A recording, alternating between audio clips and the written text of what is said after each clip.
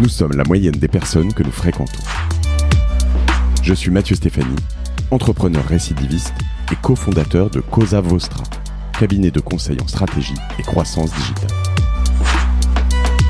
Avec Génération Do It Yourself, je vous propose de rencontrer ensemble des entrepreneurs, sportifs ou artistes qui vont littéralement faire exploser notre moyenne.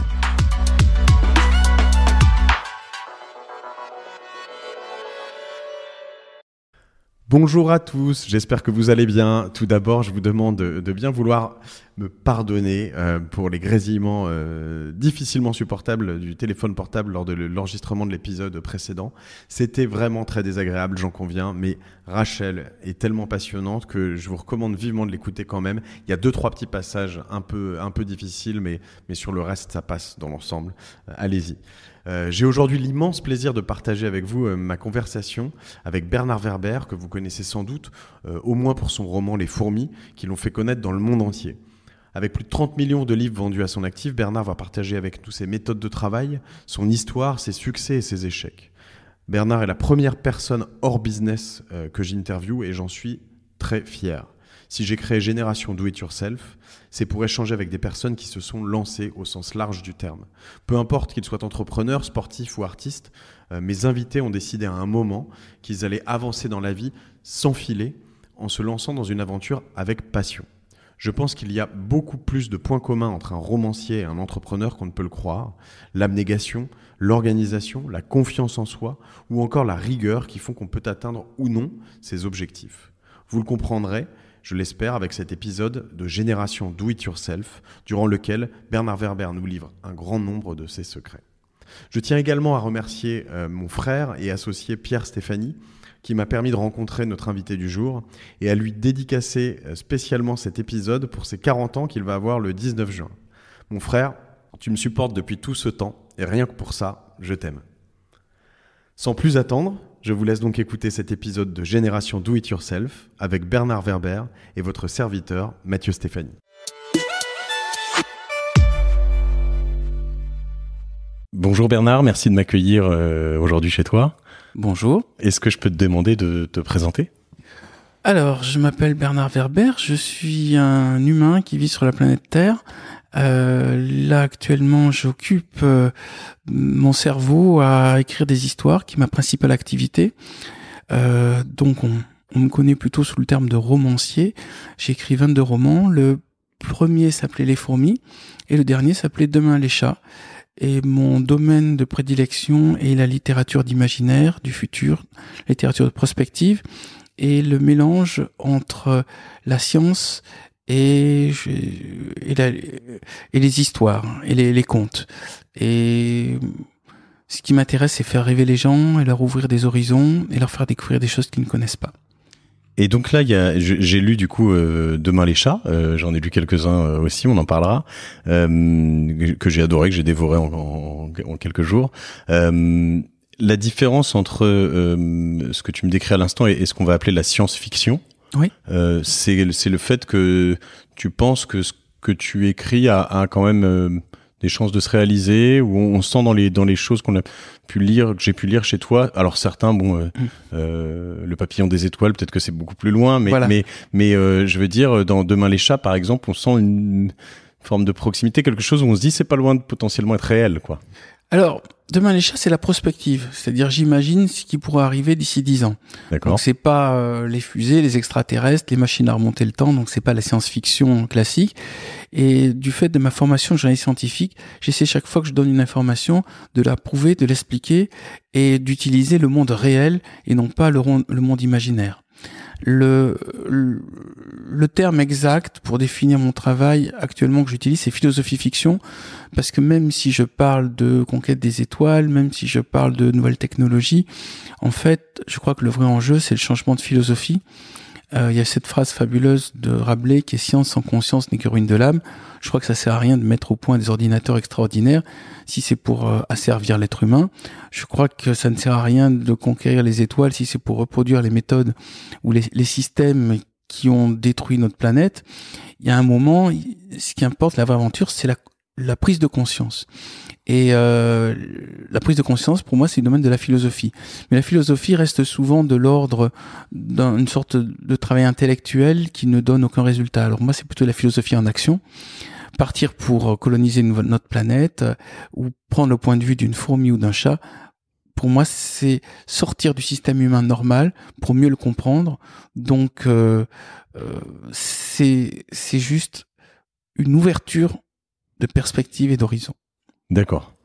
Alors on reviendra sur justement toute cette approche qui est peut-être un tronc commun, j'imagine, à tous tes romans. Avant ça, justement, je crois que tu as été journaliste, hein, c'est ça? Oui. J'ai pas fait que des choses bien dans ma vie. C'est vrai. J'ai été En fait, ma formation, j'ai commencé par faire du droit pour m'apercevoir que le droit ne m'intéressait pas au moment où le professeur un des professeurs a dit, le droit va vous apprendre 2 choses, à séduire et à tricher. Je me suis dit, waouh, c'est exactement les objectifs qui m'intéressent pas. Séduire et tricher. Moi, ce qui m'intéresse, c'est la connaissance et la transmission de la connaissance.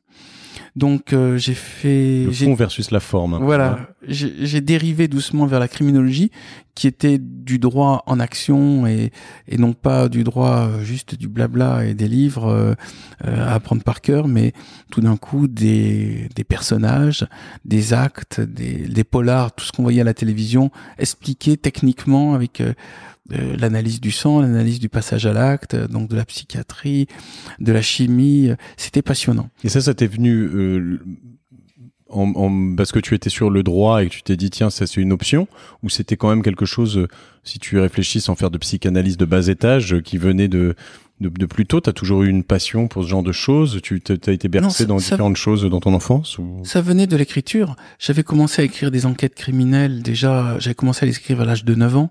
D'accord. Donc, je faisais des petites enquêtes à façon Edgar Allan Poe à l'époque. Que tu as toujours? Oui, mais qui, je pense qu'ils ne passent pas le stade de la publication, de la diffusion. Jamais elles ont été personne ne les a lues.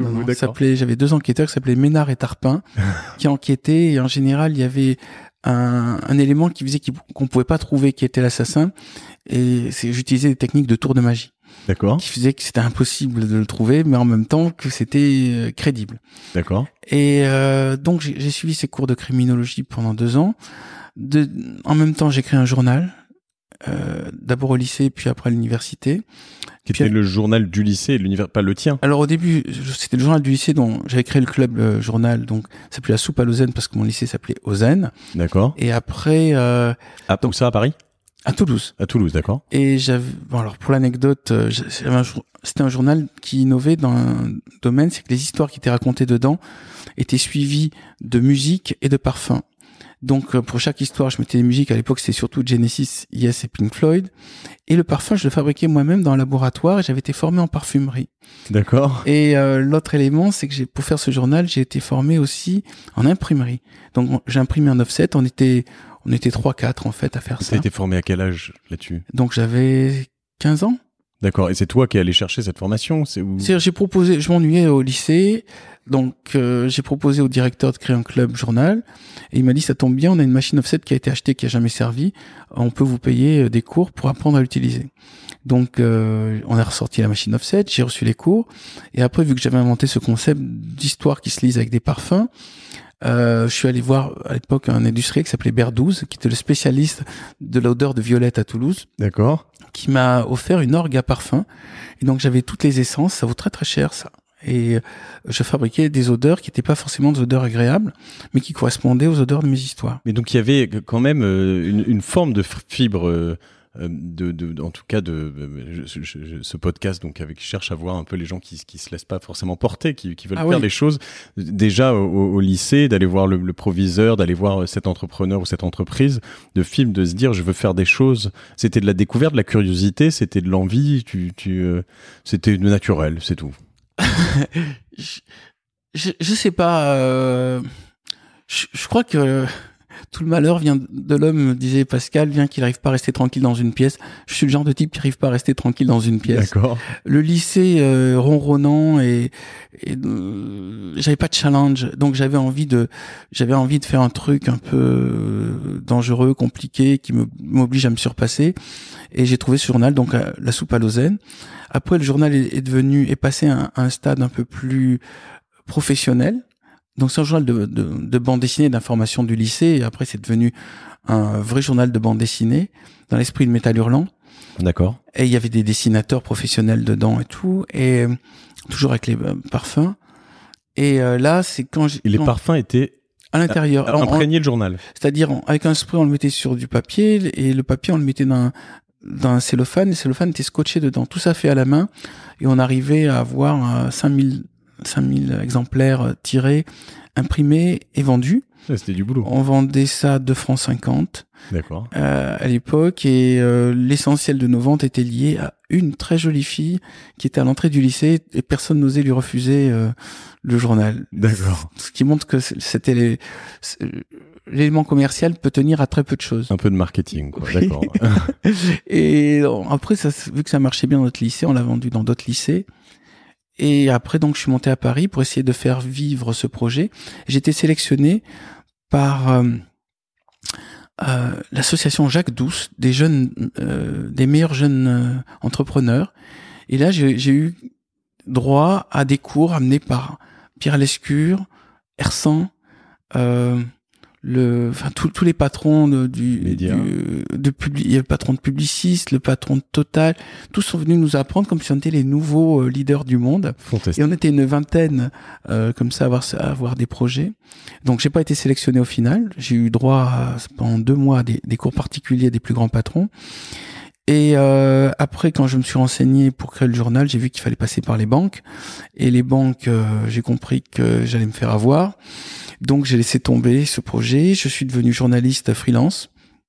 Et là, j'ai assez facilement trouvé un boulot de journaliste scientifique au Nouvel Observateur, dans la mesure où personne ne veut être journaliste scientifique. C'est ce que j'allais te poser justement, parce que le journaliste ou plus généralement le littéraire a quand même pas toujours, mais souvent une aversion pour alors la science, les maths ou beaucoup de choses comme ça. Et ça, c'est quand même alors assez drôle comme combo. T'as le côté entrepreneur un peu business, le côté un peu science et le côté littéraire. C'est quand même assez. Mais j'étais bon nulle part, mais je touchais à tout. Même les parfums, je faisais des parfums, mais ils étaient pas très bons. Je faisais des histoires, ils étaient pas très bonnes. Je faisais un journal qui marchait, mais c'était pas des ventes extraordinaires. Mais par contre, tout ça m'a appris des domaines. Et même comme journaliste, je pense que j'étais pas spécialement un grand journaliste ou un bon journaliste, mais c'est que j'aimais le terrain. C'est-à-dire, j'aimais aller voir les laboratoires, discuter avec les scientifiques, j'aimais me bouger le cul, comme on dit, et pas, parce que je voyais que mes collègues au Nouvel Observateur, ils recopiaient les dépêches AFP en changeant la première phrase et la dernière phrase. Je me rappelle mon chef, il me disait, qu'est-ce que tu te compliques la vie? Pourquoi tu vas interviewer les scientifiques? Regarde, tu prends la dépêche AFP, tu mets une question en première ligne, tu changes la fin, et puis ton talent, tu vas l'exprimer dans le titre. Et le titre, ça va faire que les gens le lisent. Ce qui marche très bien sur les réseaux sociaux. En tout cas. Bah oui. Je me dis, les gens, ce qu'ils vont retenir, c'est la photo avec la légende, ton titre, et pour ceux qui lisent l'article, ça va être la chute. Donc, te complique pas la vie à aller voir le laboratoire. Et moi, j'ai dit, écoute, je suis pervers, j'ai envie de voir le laboratoire, en fait. Donc, j'utilise le prétexte d'être journaliste, parce que j'ai envie de rencontrer les scientifiques, j'ai envie de voir le laboratoire, et à la limite, s'il peut me montrer l'expérience, ça m'intéresserait. C'est ce que me permet ce blog en venant ici ce soir. Ben voilà. Donc je suis ravi, tu vois. Mais c'est aussi, je pense, il y a un côté que je trouve assez propre à l'entrepreneur aussi, c'est le côté pas forcément gifted, comme diraient nos amis anglais, donc pas forcément inné, de se dire finalement j'avais pas forcément ce talent, mais en travaillant, on arrive à acquérir quand même un certain nombre de choses, parce que quand c'est pas inné, peut-être que à force de faire ces interviews, de voir ces gens, tu progressais, tu devenais meilleur. Enfin, mais forcément. Dans mon esprit, le terme, c'est vulgarisation scientifique. Le mot est affreux, vulgarisation, ça fait penser à vulgaire. Ça veut juste dire pour moi transmettre la science qui est dans les laboratoires tenus par les types en blousons blanches au grand public. Donc, quand j'écrivais, j'essayais d'être le plus clair possible, le plus didactique, trouver des symboles, des métaphores, des énigmes pour que tout devienne accepté comme un jeu. D'accord. Qu'il n'y ait pas l'article scientifique tenu par le type pontifiant. Et d'ailleurs, on était 3 journalistes à tenir la rubrique. Donc, il y avait mon chef direct, plus un autre. Il y avait un autre, il écrivait de manière incompréhensible. Et plus il écrivait des mots compliqués, des phrases compliquées, plus les gens trouvaient que c'était de la vraie science. Parce que pour eux, la science est forcément incompréhensible. Et moi, vu que je me donnais beaucoup de mal pour être très clair et d'être compréhensible par tous, tout ce que j'écrivais avait l'air suspect. Je disais, attends, t'es sûr que c'est vrai là, parce qu'on comprend tout. Donc, dans l'idée en France, c'est la science est faite par des scientifiques, c'est compliqué et on ne peut rien y comprendre. Et si on leur dit, attendez, on va vous expliquer que ça marche, il y a un aimant à l'intérieur qui tire sur une petite machin et il y a une ficelle et c'est pour ça que ça fonctionne, pour eux c'est, oh là, il nous dit les trucs, donc c'est pas un vrai magicien. J'ai eu une expérience récente avec quelqu'un j'essayais de lui faire expliquer ou de reformuler ce que je comprenais sur la différence entre le deep learning et le machine learning. Et qui était quelqu'un de plutôt scientifique et qui m'a dit non mais moi je suis pas là et je peux pas t'expliquer ça en mélangeant des cochons et des poulets quoi.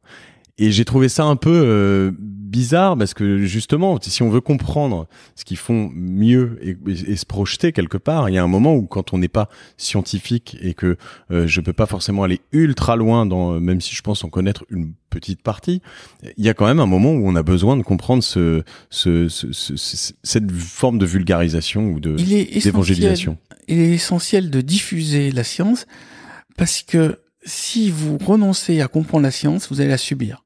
Celui qui refuse l'aventure technologique va se retrouver avec son ordinateur en panne, son téléphone en panne, en train de se dire « Ah là là, il y a que des scientifiques qui peuvent m'aider ». C'est un élément qui revient dans ce dernier roman sur justement les religieux qui suppriment les scientifiques par ce déficit potentiel de compréhension dans Demain l'échappe. Peut-être. Il y a des gens qui veulent à tout prix garder la connaissance pour eux et garder le public dans l'ignorance.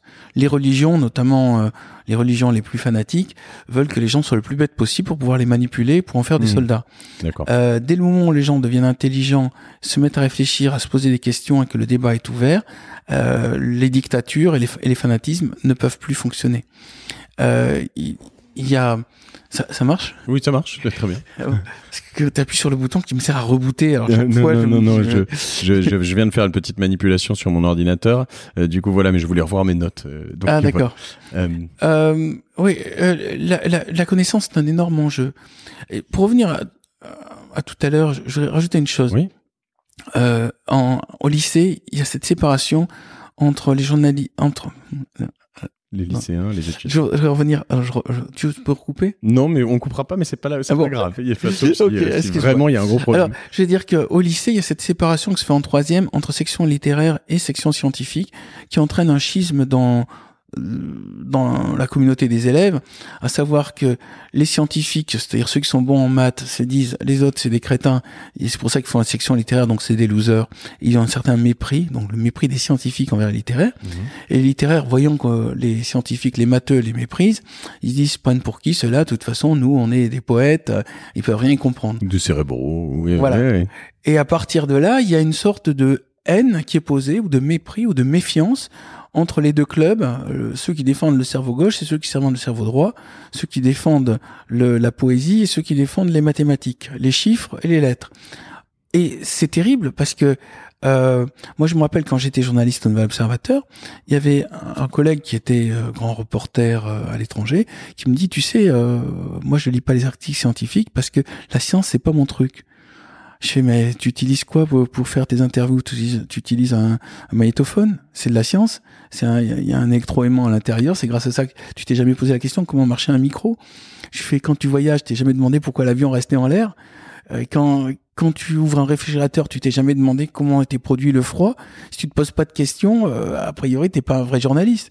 Tout journaliste doit se demander le monde qu'il y a autour de lui et pas uniquement est-ce que est-ce que le politicien actuel va être réélu ou est-ce que il y a une guerre entre tel ou tel. C'est vraiment une limitation d'esprit. Moi, je peux m'intéresser aussi bien à ce qui se passe en politique étrangère que à ce qui se passe à l'intérieur de mon ordinateur ou de mon réfrigérateur. Dans les étoiles ou voilà. Dans une fourmilière. Oui, et quand j'ai été viré parce que j'ai fini au bout de 7 ans de bons et loyaux services de l'Observateur, être viré parce que je m'étais présenté au prix du meilleur journaliste de France et que ça avait agacé mes chefs au point où l'un d'entre eux a demandé ma tête et il s'est monté un complot.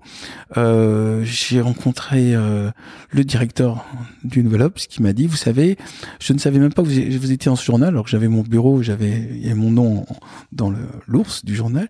Il me dit, mais pour une raison simple, c'est que je m'intéresse pas à la science. Le directeur du journal. Sympa.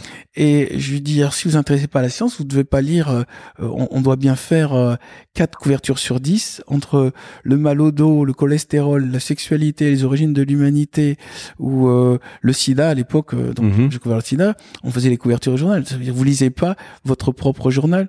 Il me dit, je suis désolé, la science, j'y arrive pas, ça m'intéresse pas. Et quand vous avez le chef d'un journal qui en est là, vous comprenez qu'en tant que nouvel observateur, il n'observait rien de nouveau, puisqu'il était tourné, comme il m'a dit, ce qui m'intéresse, c'est la politique, le cinéma, la culture et les livres. Voilà.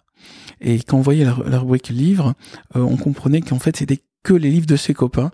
Donc, je crois que j'ai bien fait de quitter l'Obs, parce que c'était en fait un lieu fermé, dans lequel il n'y avait pas de possibilité de faire bouger les choses, parce qu'il vivait sur un système ancien et sclérosé. Et alors, c'est intéressant pour rebondir là-dessus, de voir qu'aujourd'hui, en fait, les personnes qui peuvent avoir cette position se font quand même rattraper de manière intense, parce que la science, la technologie en particulier, l'évolution aussi rapide de tous les trackings, de tous les suivis, de tout, fait que quand même, si on s'intéresse pas du tout, on est soit vite largué, soit potentiellement vite.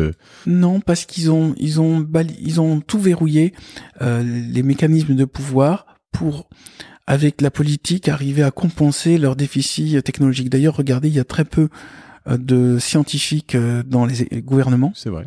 Et l'autre élément, c'est que mes 2 collègues scientifiques en observateur étaient des scientifiques qui avaient échoué, c'est-à-dire ils faisaient du journalisme faute de ne pas pouvoir continuer dans la science. Et j'ai fait une école de journalisme et il y avait aucun élève de l'école de journalisme qui voulait être journaliste scientifique. C'est comme si la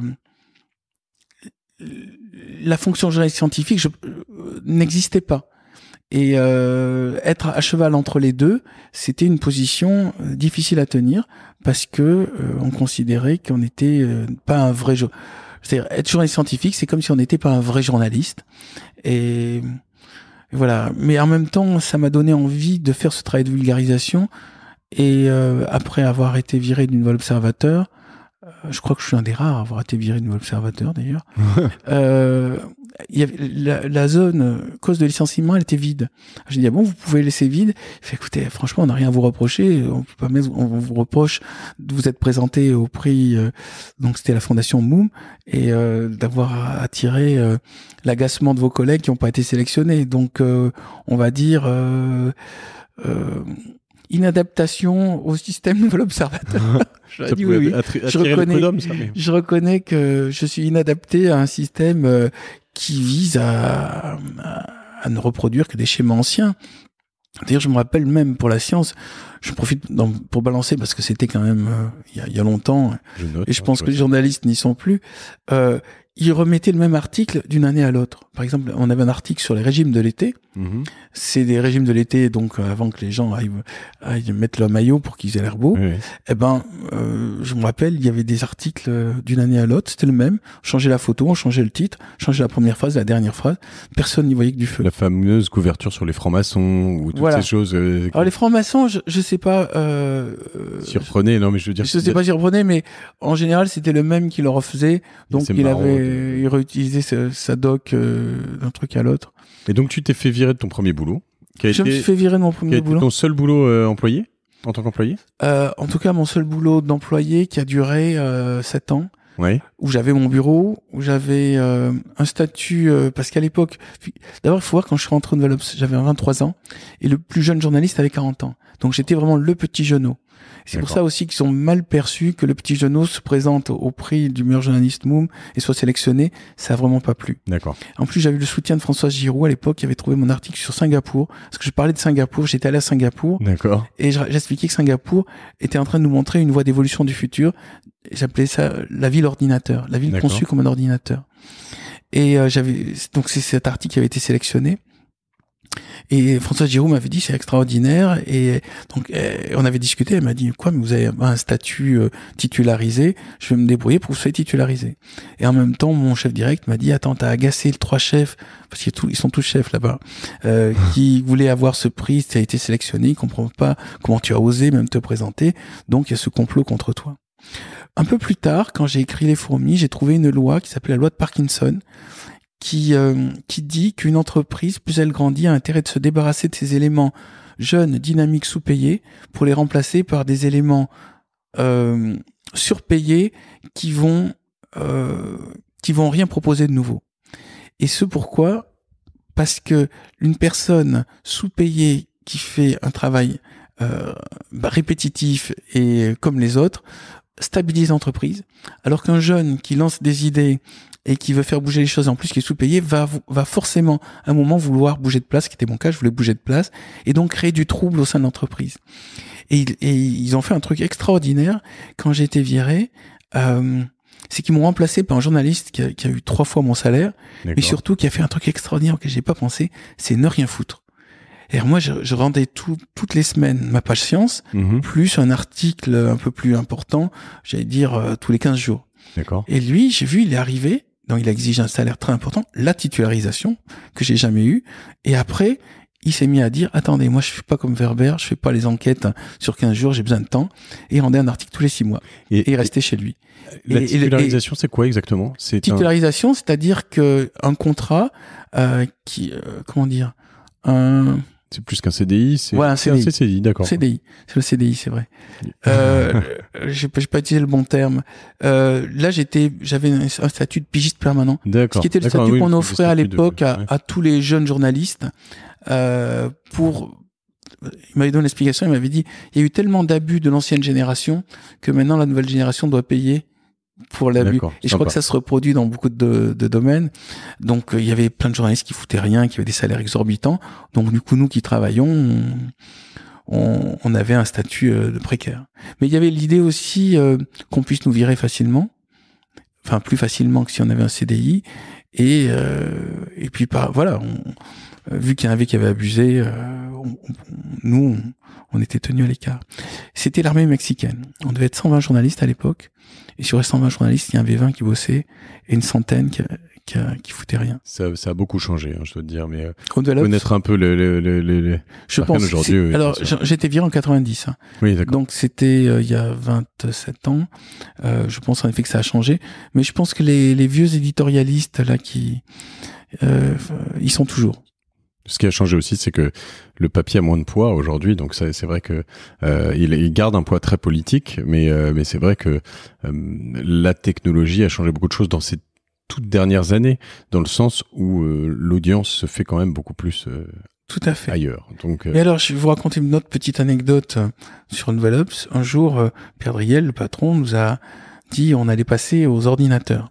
Alors les ordinateurs, pour l'instant, il y avait les 3 journalistes scientifiques, il y en avait, parce que l'ordinateur, ça avait l'air une machine de scientifiques. Bien sûr. Et quand on a dit que tout le monde allait avoir un ordinateur, ils sont mis en grève, les journalistes, dans le style, nous, les purs esprits littéraires, il est hors de question qu'on commence à tripoter ces machines pour scientifiques. Et donc, il y a eu finalement une sorte de négociation où ils ont dit, OK, les journalistes n'auront pas à toucher les ordinateurs, on va utiliser des secrétaires qui feront la saisie des textes qu'ils vont dicter. Et c'est comme ça qu'ils ont accepté d'avoir des ordinateurs. Et dès que les ordinateurs ont commencé à se diffuser, parce que des fois les secrétaires n'étaient pas tout le temps dispo pour faire la saisie, ils sont tous venus vers moi, Bernard, j'ai perdu mon fichier, Bernard, tu peux me retrouver? Ah, Bernard, je crois que j'ai un virus. Ouais, voilà. Et donc là, tout d'un coup, j'ai pris de l'importance en tant que détenteur d'une connaissance qui leur posait des problèmes. Dans tous les métiers, je dirais qu'il y a eu, mais dans les journalistes, ces métiers de rédaction que je connais bien, des changements, même au moment du passage à l'internet, pour être exact, le fait d'avoir ces articles en ligne, ça posait beaucoup de problèmes. Le fait d'avoir des gens qui commentent les articles d'un journaliste, là, Ça, c'était c'est plutôt évidemment une bonne chose. dramatique pour certains. Et puis le fait, alors après, d'avoir des notions d'audience. Parce que on sait si un article marche ou pas, s'il est partagé ou pas, combien de personnes le lisent ou pas, si en fait le journalisme scientifique peut être intéressant ou pas. Tout ça, c'est vrai que ça a changé pas mal de choses. C'est ce qui m'intéresse aussi beaucoup aujourd'hui. Et donc après tout ça, tu as écrit Les Fourmis, c'est ça? Alors oui, j'ai terminé. J'ai profité de cette année de chômage. Je continuais à écrire un peu des articles par-ci par-là, notamment pour VSD. Mais j'ai profité de cette année de chômage pour terminer l'écriture des Fourmis. Et alors là rentre un élément très important dans ma carrière, la chance. D'accord, la chance. Mais quand tu dis terminé, ça a été commencé des années avant? Oui, j'ai commencé à 16 ans, je l'ai fini à 28 ans. D'accord. Donc ça faisait 6 ans que j'ai cherché un éditeur. Et j'ai eu la chance de tomber sur un bon éditeur. Qui était? Albin Michel. D'accord. Et Albin Michel a cru tout de suite dans le livre, plus que moi. Moi, je voulais être juste publié. Albin Michel voulait en faire un best-seller. D'accord. Et là, donc, j'avais réellement la poussée d'un éditeur puissant derrière moi. Le sujet, Les Fourmis, paraissant complètement, peu commercial, c'est devenu une sorte de challenge pour mon éditeur. Ok, c'est un truc pas commercial, mais malgré tout, on va tout faire pour que ça marche. Et ça a surpris même les gens au sein d'Albin Michel qui disaient mais pourquoi ils en font des efforts pour un livre sur les fourmis, ça devrait être un truc de biologie et tout. Et peu à peu, le bouche à oreille a pu s'installer. J'ai eu très peu de médias. J'ai eu qu'un seul média en fait. J'ai eu Bernard Rapp qui m'a invité. J'ai dû passer en plus à 1h30 du matin. D'accord, un peu utile. Ça a suffi parce que Bernard Rapp avait lu le livre et a transmis son enthousiasme. Encore un bon coup de chance. Et il a lu un passage du livre. Et le lendemain, on était en rupture de stock. D'accord. Après, la rupture de stock a créé une curiosité et le livre a vraiment décollé. Il a pas été numéro 1 des trucs, il a fait 20 000 exemplaires, ce qui actuellement est un petit décollage. Oui. Mais par contre, quand j'ai fait la suite, Le Jour des Fourmis, là, le livre est monté très très haut il a commencé à apparaître dans la liste de best-sellers, est monté très haut dans les ventes. Et entre-temps, le Poche a commencé à diffuser, le bouche à oreille a pu se diffuser plus largement. En livre de poche, d'accord. Voilà. Et à partir de là, je me suis fixé une règle, c'est tous les 1er octobre, je sors un roman. D'accord. Et cette règle m'a imposé en fait un travail que je pratiquais déjà, c'est-à-dire un travail régulier qui est tous les matins de 8h à midi et demi. Quoi qu'il arrive, j'écris. Pas de vacances, pas de temps mort. Depuis l'âge de 16 ans, j'avais déjà posé cette règle, mais là, j'en profitais pleinement. De 8h à midi et demi, tu écris. J'écris. Et je tous fais les jours, du samedi au dimanche inclus. Voilà. Oui. Et je fais 10 pages. Tous les jours. J'ai pas dit 10 pages de qualité, c'est pas 10 pages prêtes à être publiées, c'est 10 pages. D'accord. En général, c'est 10 pages de mauvaise qualité. Mais une fois que j'ai terminé tout mon manuscrit, qui fait en général 400 pages, je recommence tout à zéro sans me relire. D'accord. Et à nouveau, je fais 10 pages. Mais ça va être un peu mieux. Tout simplement parce qu'il y a déjà une version. Et pour moi, un roman, c'est 20 fois 400 pages, donc 20 versions. Le dernier, dans Demain les chats, il y a 20 versions de Demain les chats, avec d'autres intrigues, d'autres personnages, même d'autres contextes autour. Et ces 20 versions existent. Et là, j'ai sélectionné celle qui me semblait la meilleure. Alors ça, c'est hyper intéressant parce que j'ai entendu Paulo Coelho qui a une approche un peu similaire. Il est un peu plus tôt, je crois, le matin, mais bon, ça change pas grand-chose. Il y en a qui doivent pouvoir écrire le soir, mais et puis il y a aussi des écrivains qui font du binge writing. C'est ça, qui vont écrire une fois tous les 2 mois pendant 3 semaines ou pendant 2 semaines à fond d'un seul coup. Moi, ça me fascine pas mal cette régularité. Et ça te plaît? Tous les jours, ça te plaît? Ou il y a des matins, ça t'emmerde? Non seulement ça me plaît, mais si j'étais seul sur une île déserte, sans imprimeur, sans éditeur, sans lecteur, j'écrirais. Parce que c'est une habitude, c'est comme une abeille qui fait du miel. C'est ma fonction, je le fais bien. J'ai des muscles dans le cerveau faits pour sortir des histoires, des personnages, des fins étonnantes et des mondes un peu cinématographiques. Et quand je le fais, je me sens le terme, c'est me réaliser. Ouais. C'est ce que je souhaite à tout le monde dans son boulot, qu'il trouve l'endroit où il se réalise. Il n'y a pas d'effort. Il m'arrive en écrivant de rire de joie de la situation que je viens de décrire. Et je crois que c'est parce qu'un créatif est dans le plaisir que la personne qui va recevoir l'œuvre ou le produit va être dans le plaisir aussi. Je crois pas à l'écrivain qui souffre. Ou alors, je pense que l'écrivain qui souffre va entraîner le lecteur qui souffre, et dans ce cas, c'est du masochisme partout. Et j'en vois dans ce qui est présenté dans les émissions littéraires, on voit ceux qui vous expliquent que c'est une torture pour décrire, et moi, j'ai pas du tout envie de lire leurs livres. Mais mes maîtres en écriture sont des joyeux du plaisir d'écrire. C'est Stephen King, c'est Frédéric Dard, c'est Simenon, c'est des gens qui sont dans le plaisir. Et pour moi, écrire et lire sont deux sources de plaisir. Et donc du coup, quand tu écris comme ça, aujourd'hui, les outils que tu utilises, tu parlais de manuscrits, tu écris à la main Non. Alors, j'ai la chance, vu que j'étais dans une école économique, j'ai pris les cours de dactylo qui m'a appris à taper avec les 10 doigts très vite. D'accord. Je faisais des concours avec des chronomètres pour aller de plus en plus vite. Donc, au fur et à mesure que je pense, j'écris. J'en ai parlé aujourd'hui en interne à me dire à remarquer que même dans une agence comme Cosa Vostra, qui est l'agence dans laquelle je travaille, beaucoup de gens travaillent avec deux doigts ou deux doigts de chaque main, donc 4 doigts. Mais même moi, j'écris assez vite, mais je crois pas en utiliser beaucoup plus que 4 en fait. Ça mérite l'un des conseils que je donne aux écrivains, c'est de prendre des cours de dactylo. Oui. Ça a l'air un truc de secrétaire, il peut y avoir des gens qui ont du mépris, mais ça mérite de faire un effort, parce que plus on tape vite, plus la pensée est fluide. L'écriture lente, avec un doigt ou 2 doigts, tac, tac, tac, tac, ça fait que votre pensée est ralentie. Là, je sais, je peux aller vite, je peux aller lentement, mais c'est moi qui choisis. Par contre, je ne serai pas freiné par le contact avec les touches. D'ailleurs, j'apprécie énormément les nouveaux ordinateurs qui ont des touches souples, parce que je me rappelle quand j'ai appris à taper à la machine, c'était encore sur des machines mécaniques, oui. Et il fallait vraiment muscler le doigt pour taper et qu'il y ait une frappe nette. Et j'ai vu arriver d'abord les machines électroniques, les IBM à boule, et puis après j'ai vu arriver les premiers traitements de texte.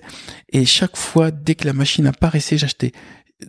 Tout le temps, depuis que je suis jeune, toutes mes économies passent dans l'achat d'ordinateurs, de machines à écrire et d'objets me permettant de diffuser ma pensée sous forme de livre. Tu dois en faire un paquet maintenant d'ordinateurs, alors. Ouais. Oui, et c'est un gros budget parce que je prends toujours l'appareil le plus performant. Donc souvent les derniers Mac avec le maximum de mémoire, le maximum d'options. Et vu que je vais travailler dessus, je mets pas d'argent dans une voiture, je vais mettre mon argent dans l'ordinateur. Et ça, tu le fais aussi sur le logiciel? Je veux dire, est-ce que tu utilises toujours un vieux Word ou t'es passé sur un Evernote? Non, je suis sur les nouveaux Word, mais Word, c'est une déception. C'est une déception amoureuse. J'aurais aimé ce logiciel, et malheureusement, il me déçoit tout le temps. Il est rempli de bugs. Il fonctionne pas, et vu que je l'utilise à fond, je vois tout ce qui marche pas dans ce logiciel. Malheureusement, vu que tout le monde utilise Word, je peux pas passer à un autre. Mais je sais Evernote, non? Tu as jamais essayé? Evernote? Oui. Ah non, mais alors, je vais te répondre à une question. Ce qui me plaît dans Word, c'est la fonction plan. Oui. Il y a très peu de gens qui utilisent la fonction plan. Quand vous faites affichage, vous voyez qu'il y a écrit brouillon, page, je sais plus ce qu'il y a comme autre mode, il y a un autre mode, et il y a plan. Oui. Une fois que vous avez découvert plan, donc ça fait acte 1, chapitre 1, texte, note, sous-note. Donc j'ai une hiérarchie de mes textes, et je zoome et je dézoome dans mon texte. Et ça introduit une nouvelle manière d'écrire, parce que je fais ça un peu comme un film, c'est-à-dire tous mes chapitres forment comme des séquences. D'accord. Et après je fais du montage. Je peux déplacer un chapitre du milieu au début. Je teste pour voir comment ça fonctionne. Donc je n'utilise pas, c'est pas pensé sur une linéarité, c'est pensé comme une sorte de base de travail sur lequel je vais après retravailler. Un Pulp Fiction après, avec voilà, exactement, complètement à l'envers, les scènes qui sont inversées. Exactement. Le premier montage numérique est en Pulp Fiction. Moi, j'utilisais le montage numérique en écriture depuis longtemps. Et le montage numérique, justement, c'est aussi pour ça que j'ai utilisé le Mac, parce qu'à un moment, il y avait un programme qui s'appelait Plan, qui permettait d'écrire en mode plan. Et maintenant, ce mode plan est intégré à Word et j'utilise à fond. Seulement, je pense qu'on n'est pas très nombreux à l'utiliser. ce qui fait que quand je veux passer du mode plan au mode normal, parce que mon éditrice n'utilise pas le mode plan et personne n'utilise le mode plan, c'est rempli, je perds mes mises en forme, ça me rajoute des pages, des sauts de pages, ça me fait perdre, la fonction orthographe ne marche plus, voilà, donc c'est un enfer. Et du coup, tu crois, alors aujourd'hui quand tu utilises tout ça, tu bosses de 8h à midi et demi, et après, tu dirais, parce que en fait, je vais revenir à l'outil, mais tu dirais que tu bosses plus. Est-ce que tu utilises ton téléphone pour prendre des notes? Est-ce que tu regardes, tu te balades dans la rue, tu vois un truc, tu penses à quelque chose, tu le notes tout de suite sur quoi? Alors sur Word, Evernote. Sur Evernote, d'accord. Evernote, ça sert à pour moi, Evernote, c'est l'endroit où je prends les notes. Je commence le matin au réveil par noter mon rêve, et je le note sur Evernote. Et tu en as tous les matins? Oui. Et parce que ça, c'est un muscle pareil qui s'entretient. Ah oui, je confirme. Ouais. Moi, j'ai l'impression de rarement rêver. Enfin, ouais. Mais le matin, on a l'impression qu'il y a un petit oiseau qui est le rêve. Et il faut lui attraper la queue. D'accord. Et la première fois, on n'y arrive pas. Et puis après, on lui rattrape des plumes. Et plus ça va, plus on attrape de plumes. Et à un moment, on attrape l'oiseau. Et l'oiseau, c'est le rêve. Tu mets combien de temps à le noter, l'oiseau? Enfin, c'est 3 lignes ou c'est ça dépend. Ce matin, par exemple, j'ai rêvé d'une baleine échouée et j'arrivais vers cette baleine échouée, je me disais, est-ce qu'elle l'a fait exprès ou est-ce que c'est un accident, et si c'est un accident, est-ce que je peux la remettre à l'eau? Et il y avait en arrière-fond en musique You Are in the Army Now de Status Quo. Voilà, c'était ce que j'ai noté dans Evernote du rêve de ce matin. Et ce rêve te sert de temps en temps dans tes romans? Mes rêves? Ouais, enfin, c'est vrai. Oui, parce que des fois, le soir, avant de me coucher, je rêve de la scène que je dois écrire le lendemain, et donc je la rêve. D'accord. Et après, je la note, vu que je m'en souviens. Et je m'aperçois souvent que mon inconscient, donc qui me fait des rêves, trouve des solutions que mon conscient n'oserait pas faire. Et tu es le seul à avoir accès à ces notes? Oh, ça me gêne pas de les présenter, mais je crois que ça intéresserait pas grand monde. Hein. D'accord. Des baleines échouées avec ce... J'ai interrogé un entrepreneur, Simon Davlat, qui me disait que lui, il prenait dans sa mécanique quotidienne, dans ses habitudes, justement des notes au quotidien sur Evernote, pareil, et que pour lui, c'était vraiment quelque chose de très important, mais qu'en revanche, il donnerait jamais accès à ce truc-là. Ah non, moi, je suis pas secret, je donne accès à tout. Je crois que c'est comprenne qui pourra, et s'intéresse qui a la curiosité. De toute façon, on peut donner toutes les connaissances à tout le monde. Ceux qui veulent pas comprendre comprendront pas, et ceux qui sont capables de comprendre vont le saisir et le faire vivre. Oui. Donc c'est comme dans certains de mes livres, j'ai donné des secrets d'alchimie, des secrets d'ésotérisme, et les gens me disent attends, mais tu révèles la pierre philosophale, tout. De toute façon, les gens ils voient ça, ils se disent bon, c'est un truc. Ils comprennent pas que ça a une réelle application.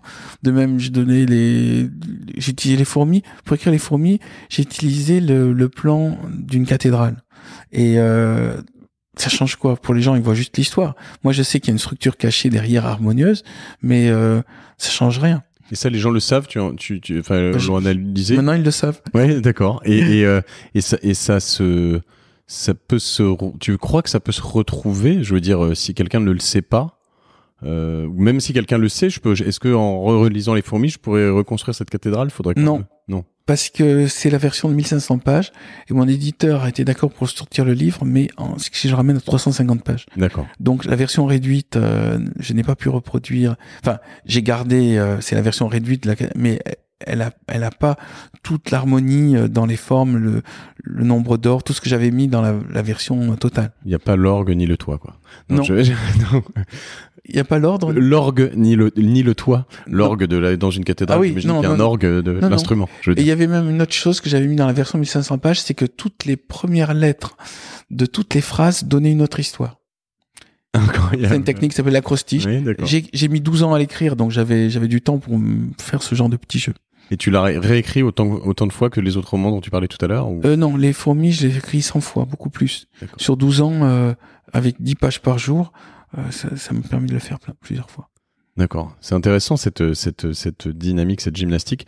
Moi, j'avoue que je me suis dit en début d'année que j'aimerais écrire un peu plus, mais je crois, alors là, pour le coup, vraiment pas avoir de grand talent à l'écrit. Je suis très bavard, donc j'ai choisi le podcast, en l'occurrence. Mais c'est pour ça que ça m'intéresse particulièrement de te parler aujourd'hui, parce que justement, si moi je me dis l'année prochaine, je vais écrire un bouquin. Ouais. Si t'as je sais pas, 3 conseils, 5 conseils, 2-3 Alors, trucs. tout d'abord, il y a un truc tout nouveau, c'est que donc là, on est mercredi, Oui. et tu me fais l'interview alors que samedi, j'ai fait mon premier masterclass qui a été extraordinaire. À savoir que j'ai rempli la salle, il y avait 150 personnes, et on a continué après dans le jardin public parce qu'on a dû quitter le théâtre. D'accord. Et j'ai fait une sorte de podcast. Non, pas de podcast. J'ai fait une sorte de PowerPoint, excuse-moi, Oui. dans lequel j'explique comment tous mes trucs de cuisinier, comment construire les romans, D'accord. comment faire un plan, comment faire des personnages, comment faire une intrigue, comment faire du suspense, D'accord. comment faire une chute, comment faire un titre, comment l'amener à un éditeur. C'est-à-dire tout ce que j'ai appris, tout mon Tu domaine révèles tous tes d'expertise. secrets, ouais, d'accord. Voilà, je révèle. En tout cas, tout le savoir-faire qui me semble permettre de gagner du temps à ceux qui ont envie de le faire. Mhm. Et qui débloquer le prof de français ou l'envie d'avoir le prix Goncourt qui fait que à force de vouloir l'excellence, en fait, on fait rien du tout. Donc je leur dis Complètement d'accord. trouvez une sorte de rythme pour faire un livre sympa sans plus d'ambition, et après vous verrez à le transformer en livre extraordinaire, mais déjà allez jusqu'au bout. Il y a dans ces trucs d'entrepreneurs un peu à la mode en ce moment, on a différents dictons et il y en a un en anglais qui dit done is better than perfect. Donc Oui. le fait est mieux que le parfait, quoi. Et c'est Exactement. vrai que Surtout en France, on a une culture, une vénération du verbe et de la littérature avec nos grands auteurs, notre panthéon. Et du coup, quand on écrit, on se dit j'arriverai jamais à faire aussi bien que. Non, il y a un moment, eux, s'ils l'ont fait, c'est qu'ils ont osé y aller et ils n'ont pas été bloqués par leurs prédécesseurs. Donc il faut y aller et faire taire le juge, le perfectionniste, celui qui désire aller dans les émissions de télé et avoir le prix Goncourt, qui sont les personnages intérieurs qui bloquent tout et qui empêchent d'avancer. Je pense qu'il y a un tiers des Français qui ont touché de près ou de loin le manuscrit et l'envie d'écrire. oui. Et ce qui a fait la différence entre les professionnels et ces velléitaires, c'est que les professionnels sont allés jusqu'au bout. Et après, une fois qu'ils ont été jusqu'au bout, ils ont envoyé aux éditeurs. Et après, une fois qu'ils ont eu leur lettre de refus, ils ont recommencé jusqu'à y arriver. Donc, si je devais donner 3 conseils, le premier serait de tenir bon. Non, de se lancer. Le deuxième, de tenir bon. Et le troisième, c'est d'aller jusqu'au mot fin. Enfin, je rajoute en quatrième, c'est maintenant que j'ai fait ces masterclass pour aider les gens à écrire des livres, de venir à ces masterclass et on peut, enfin, en général, je communique dessus sur mon site bernardwerber.com. Mais là, j'en ai fait, donc, celui de samedi ayant tellement bien marché, ils voulaient tous, que ça se reproduise ou qu'on continue. Donc, je vais en refaire un, probablement du côté de la première semaine de juillet. Et un masterclass, oui, à Paris. D'accord. Ça sera probablement de 4 heures avec une coupure au milieu dans lequel je propose aux gens en direct de construire leur petite histoire tous. Mais c'est pas un atelier d'écriture, c'est-à-dire après on va pas lire le truc, mais ils vont tous fabriquer une idée, un développement, une chute, un titre, une première phrase, une dernière phrase. Et ça, c'est ce qui s'est passé samedi. Et j'ai vu, ils étaient tous contents, ils avaient tous envie du coup d'écrire des romans. Ça les a débloqués de tout ce qui, ça c'est relâché le frein à main. Ça a débloqué de tout ce qui empêche d'avancer, voilà. Alors j'ai vu aussi, pour faire aussi un peu de promo, parce que tu parles de ton site, mais j'ai vu aussi que tu avais une grosse communauté sur Facebook, donc et que tu parlais un peu de ces masterclass aussi sur les réseaux sociaux. Ce qui m'intéresse, tu vois, sur ce podcast, c'est vraiment de voir aussi donc cette génération de gens qui font les choses, qui se lancent par eux-mêmes.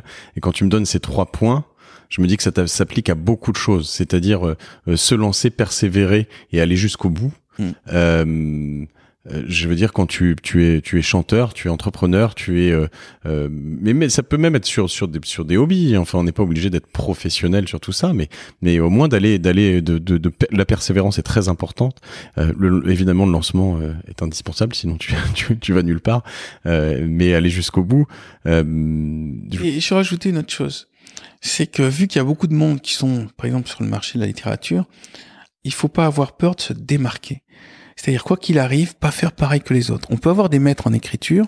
Moi-même, j'ai mes maîtres, les auteurs qui m'ont fasciné. Mais il y a un moment, ce qui va faire la différence, c'est l'originalité. Alors, la tentation souvent de l'écrivain débutant, c'est de faire aussi bien qu'un livre qui a déjà marché. Donc, on va faire une copie du Da Vinci Code, Bien ou sûr, 50 ouais. millions de degrés, ou du dernier Goncourt, ou du dernier auteur à la mode.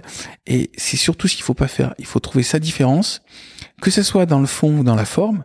Et une fois qu'on a trouvé sa différence, on la cultive et on l'impose. Il y avait aucun livre sur les fourmis. Et quand j'étais au Nouvel Observateur, tous mes collègues me disaient « Attends, les fourmis, ça intéresse personne. Tu devrais faire une histoire d'amour ou un polar. » Parce qu'ils étaient encore dans ce qui marche, c'est ce qui ressemble à ce qui a déjà marché. Et moi, je dis le contraire. Ce qui marche, c'est ce qui ne ressemble pas à ce qui a déjà marché. Et c'est votre différence qui fera votre réussite. En tout cas, je pense que c'est au moins valable dans les énormes cartons. C'est-à-dire que, enfin, il est rare de...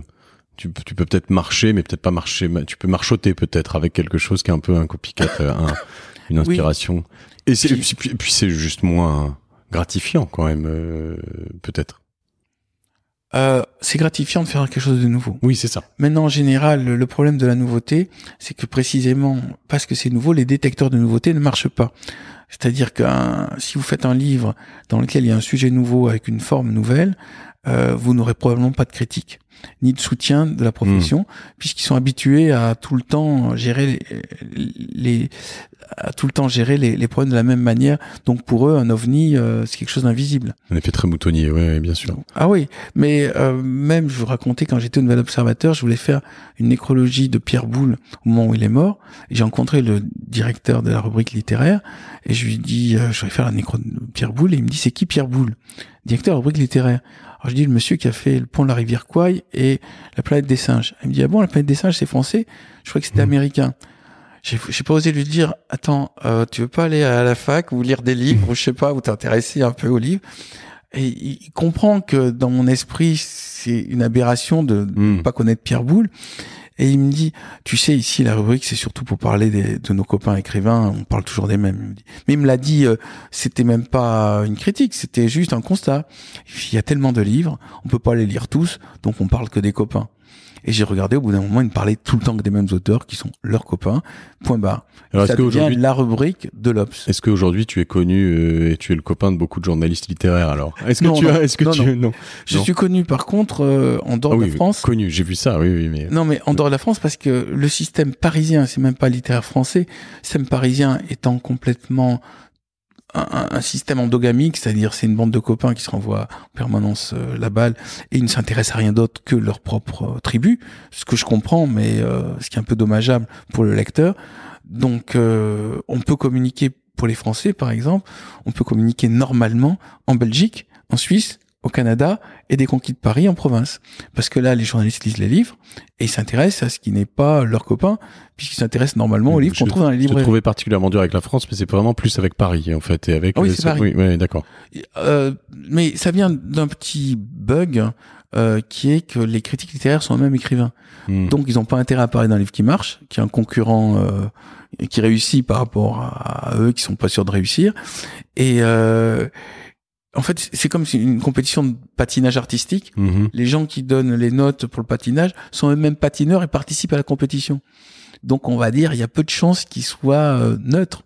Ben pourtant, c'est comme ça que ça se passe. C'est-à-dire les types qui tiennent les rubriques littéraires dans les grands magazines sont eux-mêmes écrivains et sortent parfois des livres en même temps que vous. Donc, ils ont vraiment pas intérêt à dire du bien d'un bouquin qui est susceptible d'intéresser les lecteurs. Ils ont intérêt à parler, par contre, que des auteurs qui sont moins bons. Puisque comme ça, c'est des concurrents qui ne les gêneront pas. Et donc, pour parler un peu de tous ces succès, parce que Les Fourmis, tu disais le premier, j'avais pas réalisé ça, donc le premier opus a pas si bien marché que ça. Il a suffisamment décollé pour que il y ait une suite. D'accord. Et ce qui me suffisait. D'accord. Et la suite a fait décoller le tout. Ouais. En France et à l'étranger, parce que je crois que j'ai lu quelque part que t'étais une superstar en Corée ou en Corée du Sud ou dans plein d'autres pays probablement, mais alors, tu vendais plus qu'en France. C'est traduit en 37 langues pour une raison simple, c'est qu'il y a des fourmis partout et que mon écriture, étant une écriture d'efficacité, c'est sujet, verbe, complément et on avance sur l'intrigue. Donc pour la traduction, c'était pratique et ça permettait d'être fidèle. C'est quelque chose qu'on te reproche, ça, d'avoir une écriture trop simple ou trop... Pour le milieu littéraire français, oui, mais parce qu'ils viennent des universités. Dans les universités, on leur a appris le culte des phrases longues. J'ai vu, il y a un auteur qui qui fait des phrases de 2 pages avec un seul verbe. Donc c'est un style. Pour moi, je respecte ça. Il doit y avoir le choix entre les deux, la forme et le fond. Est-ce que tu lis des gens comme ça? Enfin, oui. Certains qui te plaisent beaucoup ou... Oui, je lis les autres formes de littérature. Je ne suis pas fermé à ma catégorie de livres, mais je les lis en considérant que j'ai pas malgré tout envie de faire comme eux, parce que pour moi, ce qui importe, c'est une histoire complexe et une forme simple. D'accord. Et après, il y a le choix d'une forme complexe, une histoire simple. Mais c'est pas mon créneau. C'est pas le créneau où je m'amuse. D'accord. Voilà. Moi, c'est les idées, trouver des nouveaux questionnements, proposer des nouveaux territoires d'exploration, comme le sommeil, comme les thanatonautes, donc c'est le monde des morts, les fourmilières ou les chats. Et du coup, le fait que ça se traduise, c'est juste un état une conséquence. Tu t'as pas fait ça pour ça. Non, j'ai pas fait pour ça, mais quand j'écrivais, je me disais, j'écris pas que pour la France. J'écris pour que mes livres soient diffusés dans le monde entier.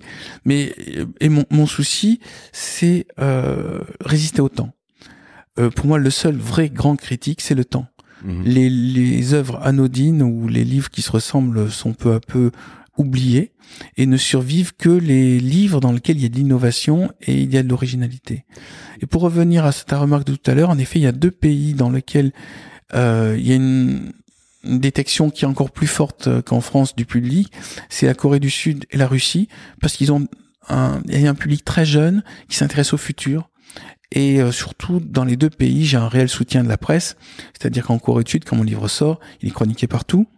Et j'ai une réelle visibilité. Et en Russie, pareil. Et donc, tu y vas à chaque fois, tu fais un lancement. J'y vais, mais même quand j'y vais pas, les journalistes ont compris ce que je faisais. Tout simplement parce que ces 2 pays sont tournés vers le futur. En France, il faut bien comprendre que la littérature est verrouillée par une vingtaine de personnes qui veulent à tout prix qu'on vive dans...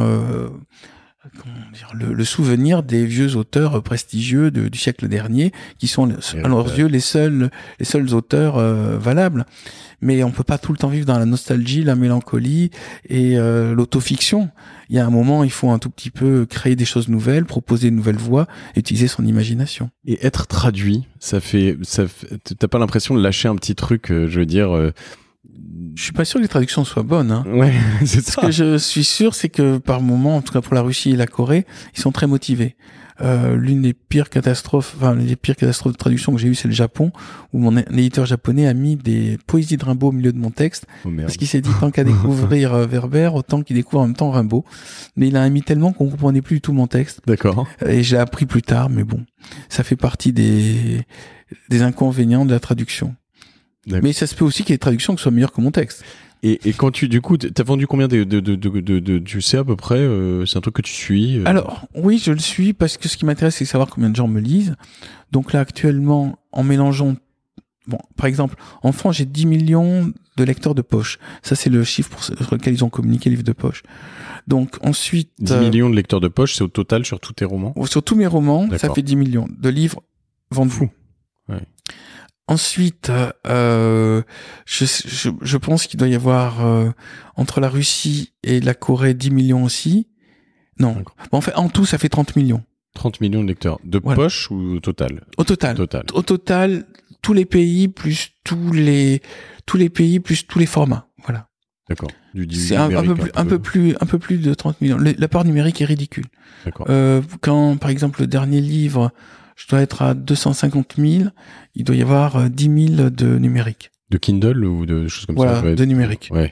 D'accord, c'est marrant parce que sur justement un sujet comme le tien, on pourrait se dire que t'as peut-être des gens qui ont plutôt une appétence à... Je crois que le numérique marche surtout pour le polar noir très classique.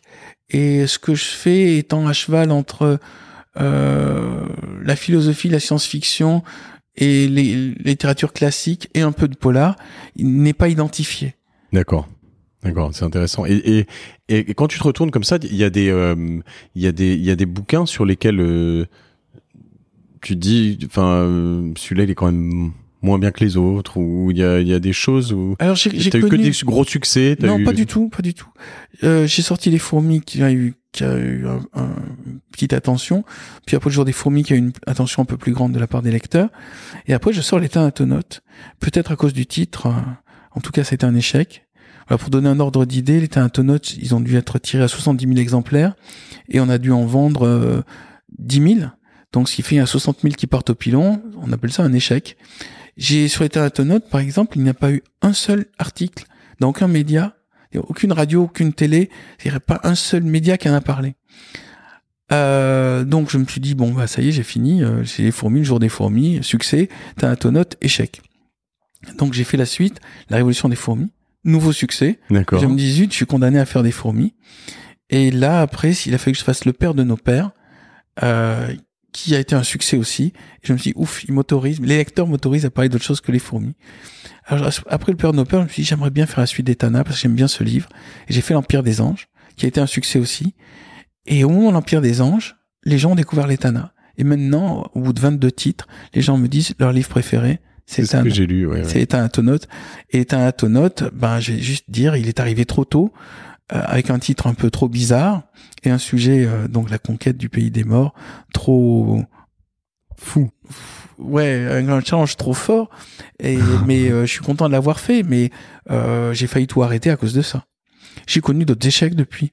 Là, par exemple, sur Troisième Humanité, le premier a bien marché, le deuxième a marché la moitié du premier, et le troisième la moitié du deuxième. Donc globalement, c'est un échec. De toute façon, sur 22 livres, je peux pas avoir 22 réussis. J'imagine. Mais les chats trouvaient un public plus facilement, peut-être du fait du thème. Quand on dit Troisième Humanité, on sait pas de quoi on parle. Par contre, quand on dit Demain les chats, on comprend tout de suite que c'est une vision de chat sur notre monde. Écoute, oui, donc c'est le dernier que j'ai lu. Moi, j'ai commencé par pas les Thanatonautes. J'ai lu en premier Le Papillon des étoiles, oui. C'est ça, hein. Et après les Tana et donc maintenant le Demain les chats. Mais j'avoue que Le Papillon des étoiles, ouais, j'avais vraiment adoré. Et alors, je sais pas si ça fait partie des gros succès, mais oui. Je me souviens avoir passé un énorme moment, ouais. Ouais. Merci, c'est un livre que j'ai écrit durant le tournage de mon film qui s'appelait Nos amis les humains, et j'étais tellement en stress durant le tournage, c'était pas angoissant, mais il fallait surveiller tout le temps, c'était épuisant, il fallait surveiller tout le temps tout. Pour le soir, pour me détendre, j'écrivais Le Papillon des étoiles. Et ce livre m'a reposé. C'est-à-dire, pour me reposer du travail, je travaille. D'accord. Mais je l'ai écrit très vite, de manière très simple. Ça fait longtemps que j'avais cette idée d'utilisation de la propulsion photonique, donc la lumière comme sur des voiliers voyager dans l'espace. Et j'avais fait un article dessus quand j'étais journaliste scientifique. Donc du coup, j'ai utilisé cet article pour explorer non plus le système solaire, mais un autre système solaire, et voir comment l'humanité pourrait à nouveau s'aimer. Et c'est un livre pour moi facile à écrire, écrit dans la joie. Et alors là, j'ai pas fait 20 versions. Là, j'ai dû en faire 3 ou 4, parce que dès la première version, ça fonctionnait, c'était fluide, ça fonctionnait bien. C'est marrant. Du coup, c'était en même temps qu'un autre projet. C'était pas aux mêmes horaires. Du coup, c'était pas, et ça t'a paru facile, et il a eu un gros succès. En général, plus je descends mes ambitions, plus les lecteurs sont à la réception. Peut-être que par moment, parce que j'avais mis une très forte ambition sur Troisième Humanité, j'ai visé trop haut. C'est-à-dire, je voulais raconter comment allait évoluer toute l'humanité dans les années à venir, et ce que je racontais était vraiment basé sur des dernières découvertes en biologie, en électronique, en évolution, en politique, et c'était tellement difficile, compliqué à mettre en place, et que peut-être j'ai mis la barre trop haut. Mais j'espère qu'un jour les gens redécouvriront Troisième Humanité et comprendront ce projet-là. Mais c'est un projet, je pense qu'il pourrait même être utile aux politiciens, parce que c'est une vision de là où on va en toute logique. Et là où on va en toute logique, il va y avoir des enjeux déterminants, notamment la surpopulation, la pollution, l'accès à l'eau. Toutes ces choses-là étaient évoquées en Troisième Humanité. Et le rapport, la guerre des sexes, la guerre des religions, et toutes ces choses-là étaient présentées d'une manière très nouvelle. Et je pense peut-être un peu trop nouvelle. Et très vite, le rapport à la machine, toi, c'est quoi ta vision là-dessus, du coup? C'est vraiment quelque chose de très personnel qui m'intéresse beaucoup, mais quelle est selon toi la machine va-t-elle dominer l'homme? Alors c'est pas la machine, c'est l'intelligence artificielle l'enjeu. Les machines maintenant, donc c'est pratiquement des objets qui fument pas, qui font pas de bruit, qui vibrent pas comme cet ordinateur. Par contre, l'intelligence artificielle, elle va être en fonction de la manière dont, enfin, les résultats vont être liés à la manière dont ça va être programmé. Donc, s'il y a des gens qui veulent faire du mal avec l'intelligence artificielle, ça peut donner Matrix. Mais il y en aura forcément. Oui. Donc, à ce moment-là, il y aura toujours la guerre du bien et du mal, de ceux qui veulent utiliser la technologie sans conscience et ceux qui veulent l'utiliser avec conscience. Et ça fait partie des enjeux pour nos enfants. L'intelligence artificielle, j'étais en Corée il y a quelque temps, et en Corée, ils considèrent que l'intelligence artificielle est la plus grande menace contre l'humanité. Je partage pas mal cette opinion. Du coup, toi, ce que tu dis, c'est que il y aura peut-être une intelligence artificielle blanche contre une noire. Enfin, oui. je parle pas de couleur de peau. Comme Internet. Il y a le dark Internet et Internet sert à diffuser des bonnes idées et sert à diffuser les idées les plus atroces. Après, c'est les humains qu'il y a derrière qui sont importants. Mais on peut pas tenir responsable l'outil de la manière dont il est utilisé. Un marteau peut servir à construire une cabane ou à fracasser un crâne. Est-ce que c'est la faute du marteau s'il y a quelqu'un qui a été tué? Non, c'est la faute de l'humain qui a pris la décision d'utiliser le marteau plutôt que pour faire la cabane, de l'utiliser pour tuer. Donc l'intelligence artificielle permettra de tuer et l'intelligence artificielle permettra de résoudre des problèmes et de pacifier. Maintenant, comment tenir ça? Isaac Asimov avait posé les 3 lois de la robotique. Un robot ne doit jamais tuer, un robot doit obéir à l'être humain, et si jamais les 2 premières lois sont réalisées, un robot peut essayer de préserver sa propre vie. Mais ces 3 lois de la robotique ne sont nulle part dans aucun des robots. Un missile lancé pour détruire une maison ou un groupe de gens, a priori, c'est un robot. C'est juste que c'est pas la vision Android du robot, mais c'est une machine avec de l'intelligence qui va changer sa trajectoire pour faire un maximum de morts humains. Oui. Et il n'y a pas les 3 lois de la robotique à l'intérieur. J'aurais tellement des milliers de questions à te poser avant d'arriver là-dessus. Je vais en avoir 2 toutes petites dernières. Une qui sera plus sur l'aspect business. Aujourd'hui, tu as donc bien réussi. Est-ce que tu as investi? Est-ce que tu es un chef d'entreprise? Est-ce que non, d'accord. Je me suis fait entourer de gens qui m'ont donné des conseils, mais a priori, ces conseils n'ont pas été efficaces. Je crois que je suis très mauvais dans la gestion de mes affaires.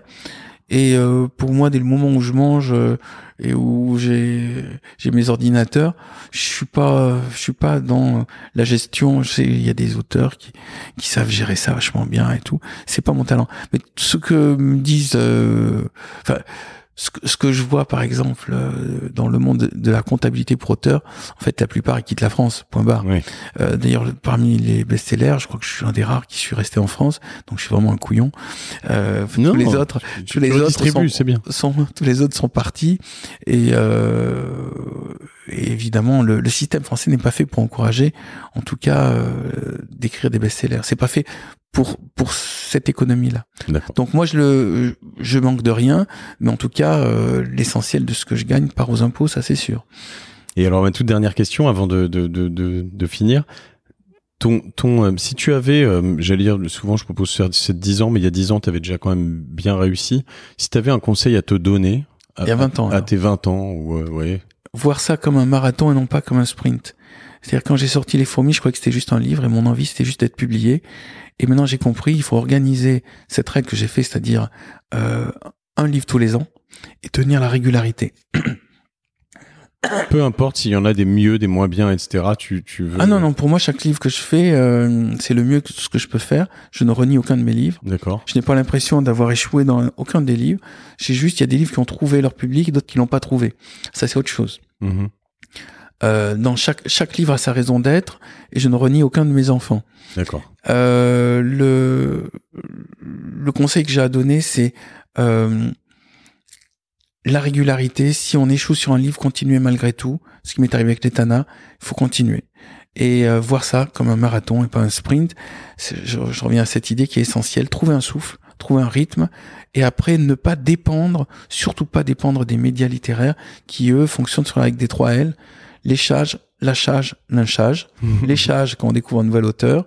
Lâchage pour pas faire croire que cet auteur, on va tout le temps lui cirer les pompes, et lynchage au cas où ils réussissent malgré tout. Moi, j'ai échappé aux 3 parce que, étant dans un domaine qu'ils croient être du fantastique, de la science-fiction, ils ne m'ont jamais lu. Donc c'est comme ça, c'est réglé. Mais par contre, je sais qu'ils m'aiment pas. De temps en temps, ils disent c'est pas normal, ce type ait autant de lecteurs. C'est quand même de la littérature pour les jeunes ou pour l'étranger. Enfin, ils ne comprennent pas. Mais la plupart n'ont pas ouvert le livre. Et je me suis retrouvé plusieurs fois dans des émissions, notamment de radio, avec des chroniqueurs qui disaient du mal de mes livres et qui finalement avouaient ne l'avoir jamais ouvert. Donc tout à l'heure, je vous disais, j'écris pour le temps, mais mon principal ennemi, c'est le manque de curiosité. Il y a les gens qui se disent ça a l'air bizarre, donc j'y vais pas, ou ça a l'air de la science-fiction, ou ça a l'air de fantastique. Et mon soutien, c'est les profs de français, les libraires et les lecteurs qui sont un peu curieux et qui veulent voir s'il n'y a pas autre chose que en dehors de tous les trucs habituels. Ça a même une toute dernière question, promis. Okay. Parce que du coup, c'est vrai que tu dis que tu renies pas, c'est important. Mais j'ai peut-être pas d'aversion pour l'échec, mais j'aime bien en tirer des. Est-ce qu'il y a des choses dans tout ça, dans ces 20 dernières années, où tu dis, je me suis quand même bien foiré là-dessus et j'en ai tiré une leçon et tu pourrais partager, ou il y a rien qui te comme ça te saute aux yeux Alors, si, moi j'ai eu des échecs tout le long de ma vie. Là, j'ai raté mon passage en section scientifique. Je me suis fait virer de Nouvel Observateur. C'est vrai. J'accumule les articles. Je vois tellement ça comme des étapes que je vois plus ça comme un échec. Pas gentil de gens qui n'ont jamais lu mes livres. Il y a eu des projets de cinéma qui n'ont pas abouti. Mon film n'a pas abouti. Ma pièce de théâtre n'a pas trouvé suffisamment elle a joué 1 an, puis après elle n'a pas trouvé suffisamment de spectateurs dans sa 2e série. Non, j'ai connu plein d'échecs. Et tu persévères pas dans ces chemins? Si. D'accord. Sur le j'ai film, fait une 2e pièce. Le film, ça coûte très cher, donc il faut trouver un producteur qui est prêt à jouer le jeu. Et là, je privilégie le rapport humain. Le premier film, j'ai fait avec un type extraordinaire qui est Claude Lelouch, qui m'a produit. Fantastique. Donc j'ai réalisé le film. Donc c'est une rencontre extraordinaire. Maintenant, j'attends d'autres rencontres comme ça, mais je vais pas aller supplier pour faire ça. Heureusement, ma réussite littéraire me permet de ne pas dépendre du cinéma ou du théâtre pour vivre. Maintenant, j'ai d'autres ambitions. Là, je monte dans les masterclass. J'essaie de diffuser mes connaissances en littérature pour donner envie à d'autres d'écrire. J'espère ouvrir la voie à la littérature d'imaginaire pour qu'il n'y ait pas que cette littérature d'autofiction qui utilise tous les médias en France et qui empêche de voir la littérature d'imaginaire. Et moi, je vois pas ma vie comme une réussite permanente, mais je vois en tout cas que j'ai trouvé le chemin dans lequel je suis bien, et j'ai envie de souhaiter à tout le monde de trouver son chemin, sa voie. Et une fois qu'on a trouvé sa voie, il faut poursuivre quoi qu'il arrive, même s'il y a des chiens qui viennent aboyer et tenter de vous mordre. La caravane doit continuer d'avancer, et il faut se fixer des objectifs personnels, ne pas dépendre du regard des autres ou ne pas dépendre du regard des autres. De tous ces gens qui critiquent sans savoir, juste parce que vous faites un truc hors norme. L'avenir est aux choses hors norme, et tous les gens qui ont laissé leur empreinte sont des gens qui sont allés contre le système et qui ont dénoncé le système en disant qu'il était vétuste. Parce que le système, par définition, c'est une machine qui ne tient qu'à se maintenir au pouvoir et qui cherche le pouvoir, mais qui ne cherche pas à faire avancer. Donc voilà. Donc le conseil à donner, c'est la persévérance, l'originalité, et puis ne pas dépendre du regard des autres. Et puis si on trébuche, se relever et continuer, parce que si on a commencé à prendre le chemin, c'est qu'il y a une raison, et que ce chemin va nous amener quelque part, et que c'est forcément quelque part d'intéressant.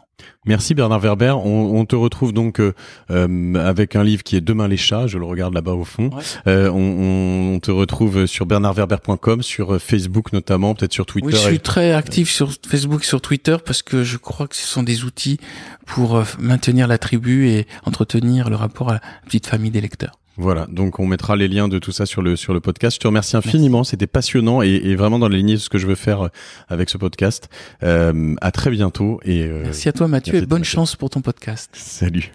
Voilà, J'espère que vous avez aimé cet épisode. Bernard Werber a été vraiment très sympa. Je l'ai un peu brusqué parce que il m'avait donné nettement moins de temps, mais connaissant la durée de ce podcast et notre attachement grandissant à un podcast qui va sur le fond des choses, j'ai un peu tiré sur la corde. Donc merci Bernard pour ce temps à rallonge. J'ai vraiment beaucoup plus apprécié cet échange, les similarités qu'on peut voir aussi avec un romancier des entrepreneurs, comme je le disais en intro. J'espère que ça vous a plu. J'ai d'autres romanciers à venir, potentiellement des sportifs également.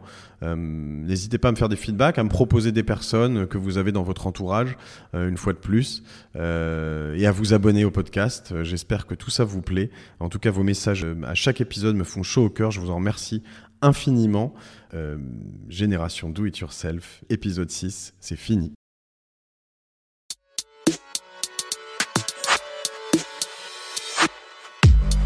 Bravo, vous avez écouté cet épisode de Génération Do It Yourself jusqu'au bout. Merci de le partager à 2 personnes autour de vous, d'inscrire de force vos amis au podcast sur leur smartphone et de mettre une note 5 étoiles avec un gentil commentaire. Ça m'aide énormément pour ressortir dans les classements. Aussi, si vous me laissez votre email sur gdiy.fr, je vous enverrai l'épisode de la semaine ainsi que 2-3 bons plans. Pour finir, n'oubliez pas que si vous avez des besoins en accompagnement digital, toute l'équipe de Cosa Vostra va vous bichonner comme il se doit si vous nous écrivez sur contact@cosavostra.com. Je suis Mathieu Stéphanie et je vous embrasse.